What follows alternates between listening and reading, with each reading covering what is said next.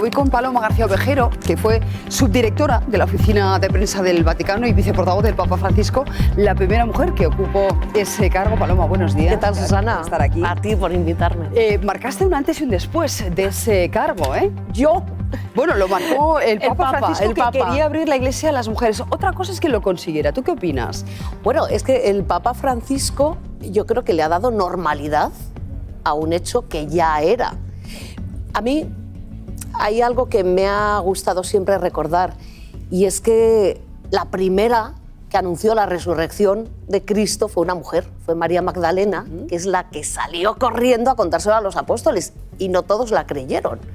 Pedro y Juan se fiaron, pero, o sea, ¿qué hay de raro en que sea una mujer la portavoz de la Iglesia o la que gobierna la Santa Sede, digamos, el ayuntamiento de la Ciudad del Vaticano, cuando la Iglesia es mujer, como le gustaba decir al Papa Francisco, la gran jefa es la Virgen María, y fue María Magdalena, la apóstola favorita del Papa Francisco, la encargada, un día como ayer, de anunciar la resurrección, que al final es en lo que se basa todo esto. Susana, tú lo sabes, esto... Yo entiendo, no estoy haciéndome la cínica.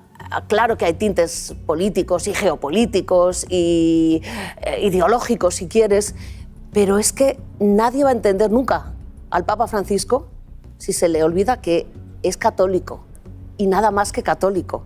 Igual que el anterior Papa y que el próximo, que conoceremos la semana que viene, si Dios quiere. Yo te decía hasta qué punto había esbozado una reforma que luego se ha quedado en ciernes y que tendrán que terminar sus sucesores, porque me decía ayer un experto vaticanista que él hubiese querido nombrar a mujeres cardenales para poder elegir al próximo Papa, pero que no ha llegado a esa revolución. Como no sé quién te lo dijo, ten cuidado con los expertos y con los vaticanistas, porque los que están en Roma cubriendo la información día a día, los corresponsales, vuestro Antonio Pelayo, nuestro Antonio Pelayo, esos sí saben. Otros tienen que llenar huecos y fabular, que es un deporte muy habitual en Roma. ¿Tú crees que no veremos nunca a una mujer eligiendo a un papa? Absolutamente no. Eso es impensable. Sí. ¿Por qué? Porque está inventado. Jesucristo era hombre. El sucesor de Cristo fue Pedro, hombre, y así sucesivamente el vicario de Cristo en la tierra, que no elimina la importancia de la mujer. Es que hay una especie de obsesión por masculinizarnos y por clericalizarnos, que a mí, pues no te digo que me moleste, pero me hace reír. Yo no necesito ponerme una sotana y una estola para sentirme parte de la Iglesia o para sentirme misión, ¿no? Es una cuestión de roles, de tradición, si quieres, pero es que se lo inventó Jesús. ¿Cómo era el Papa Francisco en la distancia corta? ¿Cómo se comportaba él? ¿Cómo te lo imaginas? Exactamente igual, sin trampa ni cartón. Con mucho sentido del humor, deduzco. Mucho sentido del humor. Jordi Évole, por ejemplo, que cuando quedaban, que parece que se han visto bastantes veces, lo primero que le decía a Jordi era: prueba tú la bebida, no sea que esté envenenada. No sé si os hacía este tipo de comentarios. Bueno, y otros que no puedo reproducir en público. Era un gamberro. El Papa Francisco se reía hasta de su sombra, teniendo los fundamentos claros. O sea, cuando tienes la base cimentada y apoyada en muchas horas de oración al día, todo lo demás, no te voy a decir que le daba igual, pero casi. Él sabía que esto no lo llevaba él, que esto es una misión que no es humana. Y como él es católico y se lo cree, sabía que la Iglesia la lleva Dios desde arriba y a él le toca pues manejar la barca.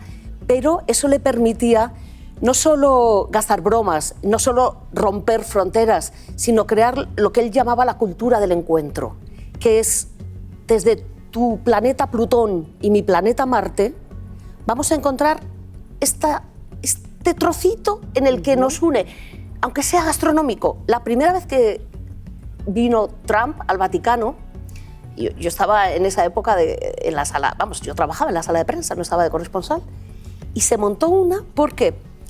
¿Qué le ha dicho de la pizza? ¿Qué le ha dicho de la pizza? Porque sabes que en esos encuentros, en el Palacio Apostólico, a nivel jefes de Estado, hay un pequeño intercambio de saludos que se hacen públicos.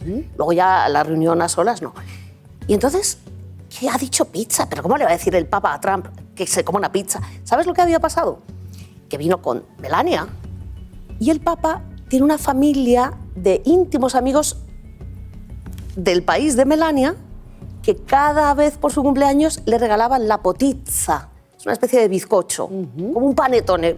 Espero que no me escuchen los eslovenos y me maten.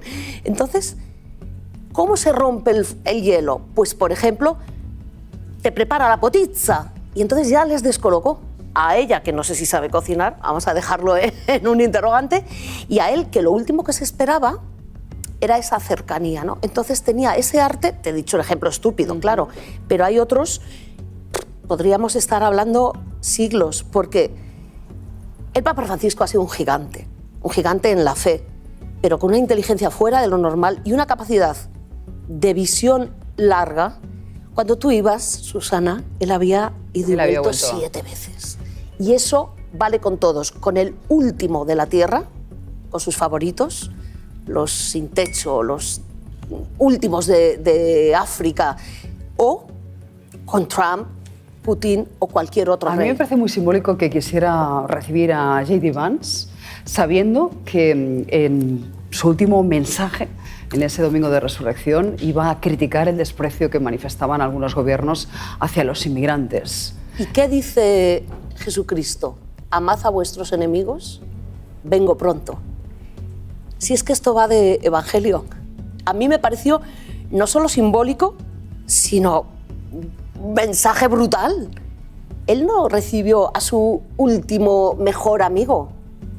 Sus íntimos estaban en la plaza, despidiéndose de él abajo y gritándole Padre Jorge, sabiendo que era la despedida el domingo. ¿Por qué desgasta sus últimas energías con un tipo como Vance? ¿Por qué? Haced el bien a los que os odian, a las periferias. Y las periferias existenciales, que son las que han marcado el papado de Francisco, no son solo los viajes a Lampedusa, que también, sino recibir a personas que en teoría no están en mi bando, que en teoría no piensan como yo. Pero de esto iba. Amaos los unos a los otros, ánimo, ánimo. Yo he vencido al mundo. Ya por último, Paloma, hoy veo que la prensa se debate entre si fue un papa regenerador, reformista, revolucionario. ¿Tú qué opinas? Porque a algunos se les ha quedado muy corto este pontificado, la sensación es que había esbozado algunas reformas pero que luego no las ha podido concretar, y hay quien dice, hombre, cambiar una iglesia de, en fin, tantísimos años, con lo que supone bueno, pues una serie de rituales adquiridos, de liturgias que no van a cambiar, no necesita un pontificado, necesita varios, ¿no? Mira, la esencia no va a cambiar, pero aislar al Papa Francisco de una concatenación de papas es perderse pues, la visión angular, porque no se entiende el Papa Francisco sin Benedicto XVI, como no se entiende el Papa Juan Pablo II sin Benedicto XVI. Si Juan Pablo II pudo viajar es porque tenía a alguien en el Vaticano cuidando la casa. Si el Papa Francisco ha podido pintar de colores la iglesia y poner flores en los balcones es porque Benedicto XVI le había puesto los cimientos y el cemento feo gris sobre el que sostener estas reformas, empezando por la lucha contra la pederastia. Solo Benedicto XVI fue el reformador, los demás le han acompañado. Así que verás, Susana, que hablaremos del próximo Papa y entenderemos mucho más de esta pieza de engranaje que solo ha hecho la primera parte de lo que llega. Pues Paloma, ha sido un placer. Muchísimas gracias por acompañarnos. Y viva el Papa. Viva el Papa.